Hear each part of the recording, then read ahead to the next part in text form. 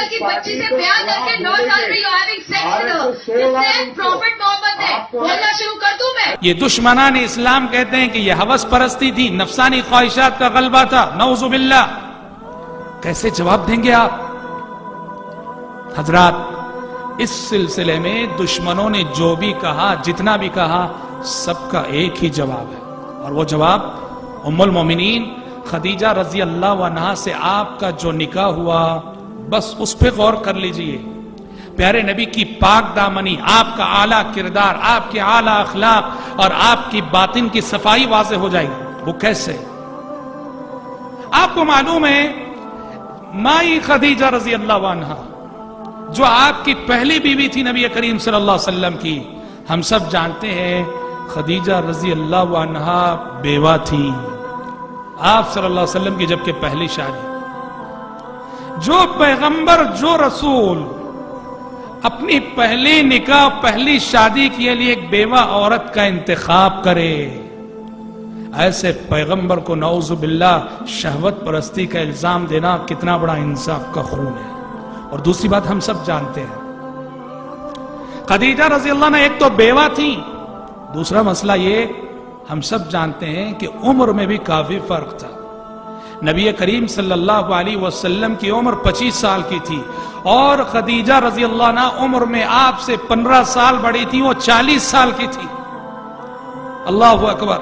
عموماً ہوتا یہ ہے کہ لڑکے کی عمر بڑی، لڑکی کی کم ہوتی ہے، یہاں پیارے نبی کا پہلا نکاح جس بیوہ خاتون سے ہو رہا ہے وہ عمر میں آپ سے 15 سال بڑی ہیں۔ اور سب سے اہم بات جو اس مسئلے میں وہ کیا ہے جانتے ہیں؟ سب سے اہم بات یہ ہے اور یہی اصل جواب ہے کہ جب تک خدیجہ رضی اللہ عنہا زندہ رہیں، پیارے نبی نے کوئی دوسرا نکاح، کوئی دوسری شادی نہیں کی۔ اور آپ کو معلوم ہے کہ خدیجہ رضی اللہ عنہا کا جب انتقال ہوا، پیارے نبی کی عمر کیا تھی؟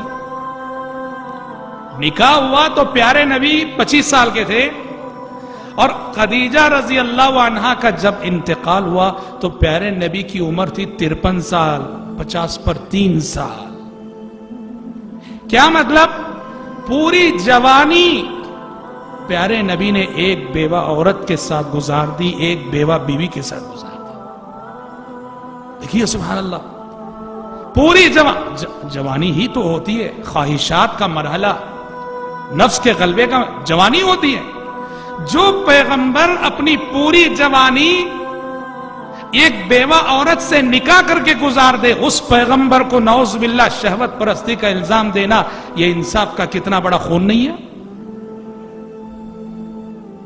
اب سوال یہ پیدا ہوتا ہے، اگر 50 پر 3 سال تک پیارے نبی کی صرف ایک ہی بیوی تھی تو باقی زندگی میں جو 10 شادیاں ہوئی وہ کیوں اور اس کا پس منظر کیا؟ ہاں، یہ جاننے کی بات ہے۔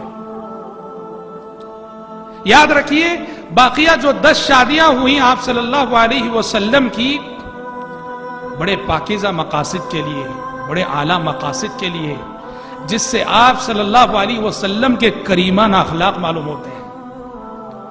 3 یا 4 اہم مقاصد ہیں۔ 53 سال کے بعد جو آپ نے نکاح کیے، شادیاں کی، ان کے پیچھے بہت ہی عظیم مقاصد تھے۔ مجھے یاد پڑتا ہے سعودی عرب میں جامعہ اسلامیہ مدینہ منورہ میں جب میں پڑھ رہا تھا، ایک کتاب میں نے پڑھی تھی جو وزارت الشؤون الاسلامیہ سے چھپی تھی۔ اس کتاب میں ایک ڈیبیٹ ہوا تھا، ڈیبیٹ کی تفصیلات تھی، مناظرہ ہوا تھا مسلمانوں اور کرسچنوں کے درمیان، اور ڈیبیٹ کا ٹاپک یہی تھا پیارے نبی کی 11 شادیاں۔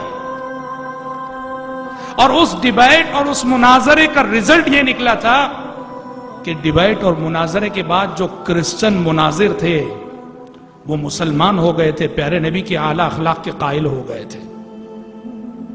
کیونکہ جو شخص انصاف کے ساتھ دیکھے گا تو آپ صلی اللہ علیہ وسلم کی ان 11 شادیوں میں کہیں بھی نعوذ باللہ ثم نعوذ باللہ وہ شہوت کی بات، خواہشات کی بات کہیں نظر نہیں آئے گی۔